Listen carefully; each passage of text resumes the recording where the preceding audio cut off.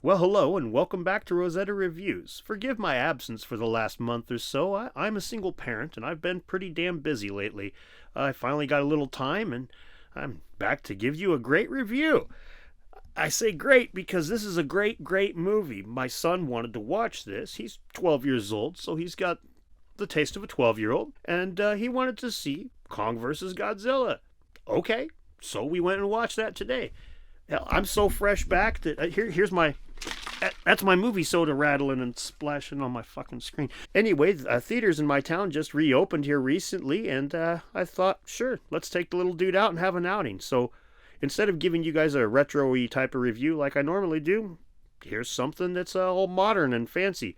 Tons of spoilers ahead. I don't pull no punches. You're going to get all of it, down to the spoilers. Our film begins with Kong's little containment facility with the big force field thing, and he starts throwing shit around and breaks some of the force field, and everybody thinks, well, this isn't very good, especially Olive Oil and her little Kong whispering friend. Then we see Godzilla attacking Florida and the Apex base there for no reason at all. He was our friend, but now he's not. Then we see this Black Joe Rogan guy who's sneaking around this Apex facility and stealing information for his podcast about Titans. And while he's there stealing information, Godzilla attacks and destroys the facility. But there's some fancy tech that he sees, but it's whisked away, and apparently they ship stuff to Hong Kong. It's really weird. With Godzilla's big attack, destroys pretty much everything, and everybody's freaking out because Godzilla was our buddy, but now he's not. Then we see Dr. Lone Star sitting around thinking about his next book, and evil Elon Musk shows up to say, hey, I could use your help, Dr. Lone Star. I need to go to the center of the Earth. I've heard that it's hollow, and I want you to take me there. That's where all these Titans come from, and there's lots of energy we could use. And Dr. Lone Star says, well, shit, I've got no Bartholomew to run with today, so evil Elon Musk will have to do, oh, well, you just send your daughter, oh, close enough, whatever. And so here's their plan. They intend to go to Antarctica, to where there's an entrance to the center of the Earth, and they're going to take Kong there because two things. One, he can protect them against other things like Godzilla, for example. And two, he will lead them to the center of the Earth. Apparently, when you go through the center of the Earth, there's really dangerous stuff. So they need to follow somebody who comes from there because he knows where it is, like salmon know how to spawn. So they're on their way up to Antarctica, and Kong Whisperer goes and talks to Kong a little bit, and Olive Oil finds out that Kong Whisperer can actually talk to Kong, and Lone Star finds out too, and even evil Elon Musk's daughter, and it's just everybody knows now. And as if that's not bad enough, Godzilla attacks while Kong's still chained up. So Lone Star has to press a button to let Kong get out of the chains, and then Kong and Godzilla have this big-ass fight, and it's pretty good. I mean, when those two square off, it is definitely, you get what you paid for in those moments. They did a really good job on the CGI, and it looks really fun. They beat the shit out of each other, and boom, bam, pow, it's great. But at one point, Godzilla is getting the better of it, and he's got Kong submerged, and he's going down, and oh my god, so Olive Oil has this, like, psychic moment all of a sudden, and she's like, hey, I know that I'm just somebody who works with animals and shit, so I'm going to tell this here aircraft carrier commander, hey, why don't you press the depth charge button? He's like, oh, great idea, and so all the depth charges happen to be exactly the right setting for detonating and to stop Godzilla from killing Kong, and then Kong gets back up on the boat, and Godzilla looks at Kong, and they're like, oh my god, what are we gonna do? He's gonna kick our... Oh, let's turn off all the power to all the boats, and we'll play dead. And the captain's not very happy with the idea, but he says okay, and they do it, and then Godzilla looks at Kong and can tell Kong's not dead, but he's like, meh, F it, I'm out of here.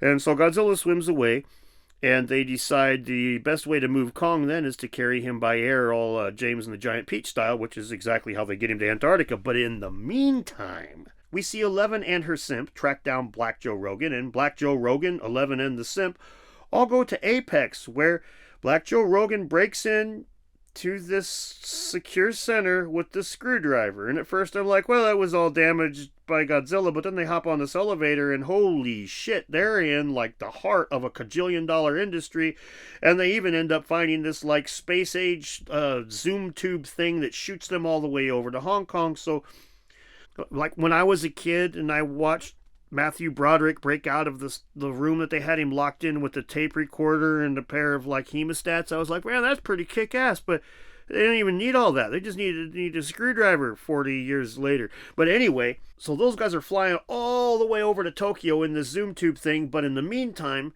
we see that Kong is going to go ahead and look for his home. He's gonna jump into that hole in Antarctica after the Kong Whisperer is like, hey man, you might have family in there, and he's like, oh shit.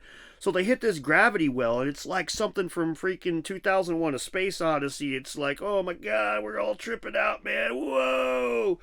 And then they get down there and they fight a bunch of shit. Well, they get eaten. Fortunately, there's one spaceship full of people that are just like nobody, so they just all get smashed and killed, and F them.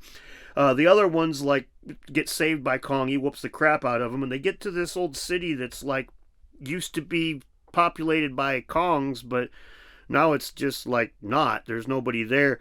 There's an axe, and the axe is, well, you know, like when you go on a date and it's like tab A into slot B, or for those of you who are like closer to my age and my experience, when you have like a He-Man sword and Skeletor sword and like you put them together, it was like that. You put the axe on the floor of this cave and it makes this energy come around, and then these monkeys had weapons and energy, and this energy is what they're going to use to power up this freaking Mechagodzilla that Black Joe Rogan, Eleven, and Simp stumble upon. They got this dude who's playing freaking robot jocks, and he's like rocking this Mechagodzilla thing, and it's not strong enough, but it's pretty damn strong.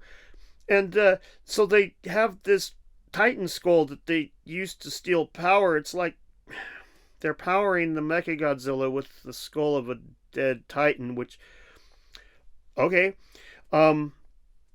so that's a thing. And then down in the center of the earth, evil Elon Musk's daughter decides to take a core sample of some of this goofy energy, and of course she's warned not to because us humans are so evil. I mean, Godzilla was being nice until we built the freaking Mechagodzilla, right?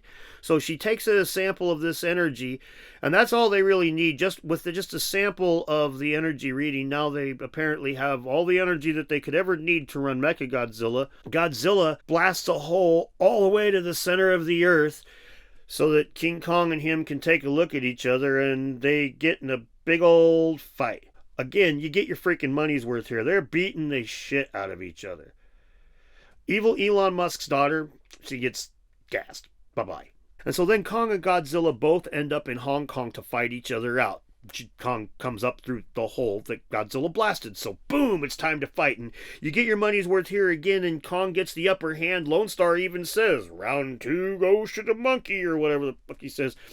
But yeah, Godzilla doesn't come out on top, but then he gets up and he starts kicking Kong's ass again, and he kicks Kong's ass so hard that he's like laying there, and Kong Whisperer realizes that his heart rate's going down and that he's gonna die. And while that's going on, Mechagodzilla, like, they juice him up with all this magic juice, and it just makes him go haywire, and it kicks the freaking robot jocks pilot right out of the freaking driver's seat, and now it gives it AI chip power, and it just goes AI crazy, and it's now a Titan of its own accord, and it starts blasting freaking Hong Kong.